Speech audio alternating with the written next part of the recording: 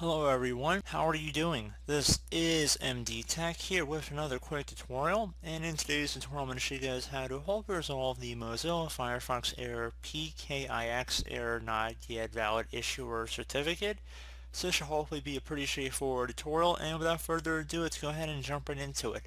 So you want to start by opening up the start menu and just type in date and time. Best match should come back with date and time. You want to select that, so change the date and time.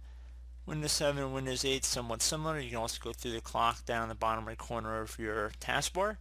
And you want to make sure set time automatically is selected here. And if for some reason the time zone is incorrect or the time is incorrect, and go select the current time that's correct. This issue usually stems from if your computer's date is already way too far in advance. So if your calendar is further ahead than what it really is, this can mess up some certificates online. And the same would go if your clock's too far behind as well. So just keep that in mind. I do hope this brief tutorial was able to help you guys out, and I do look forward to catching you all in the next tutorial. Goodbye.